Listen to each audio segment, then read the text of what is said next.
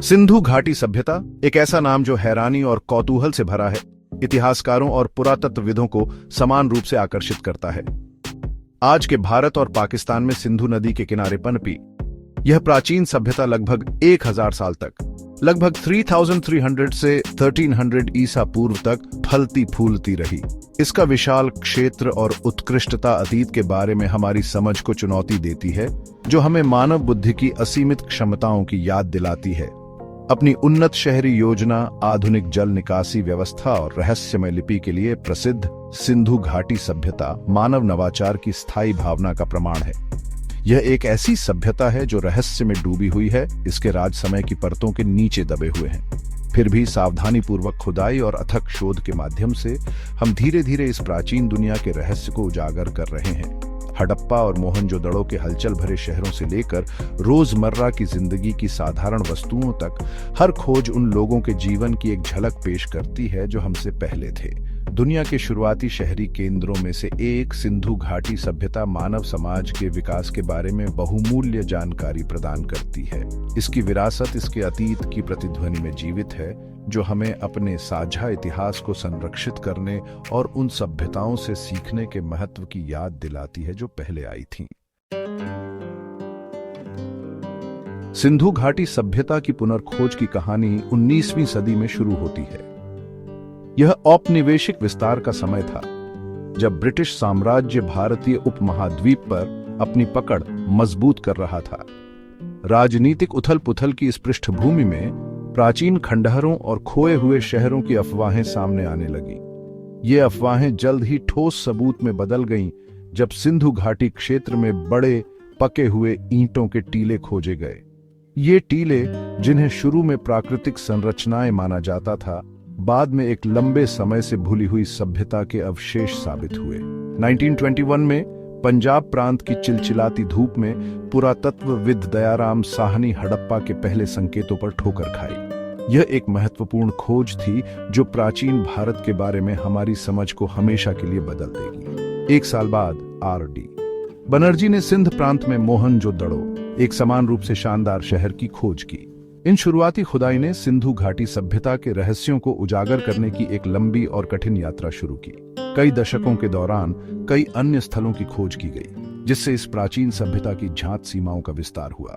हिमालय की तलहटी से लेकर अरब सागर के तटों तक सिंधु घाटी सभ्यता ने एक विशाल भूभाग पर अपनी छाप छोड़ी।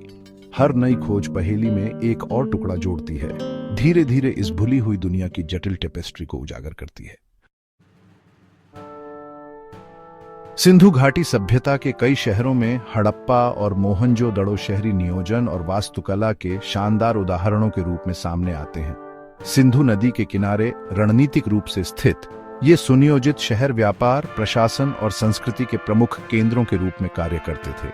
उल्लेखनीय सटीकता के साथ मानकीकृत ईंटों का उपयोग करके निर्मित उनके प्रभावशाली ढांचे उनके निवासियों की सरलता और संगठनात्मक क्षमताओं का प्रमाण देते हैं।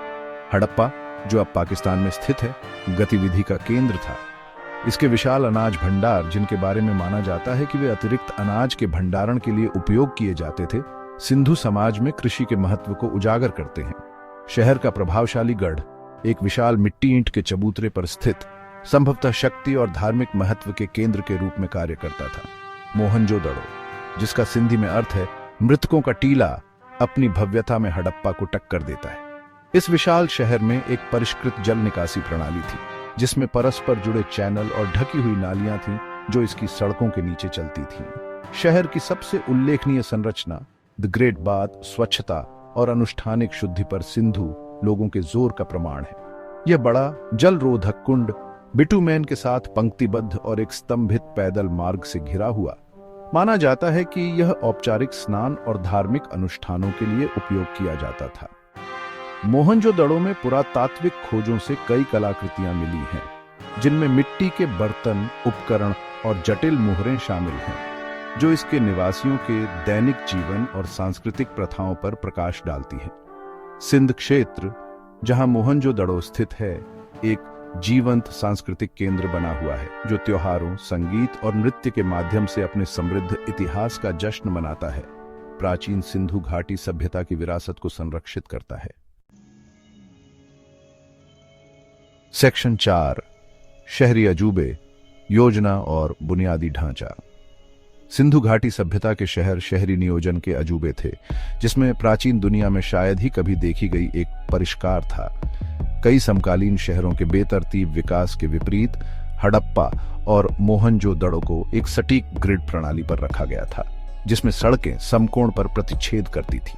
इस ग्रिड पैटर्न ने न केवल शहर के भीतर कुशल आवाजाही की सुविधा प्रदान की, बल्कि एक उच्च संगठित और केंद्रीकृत सरकार का भी सुझाव दिया।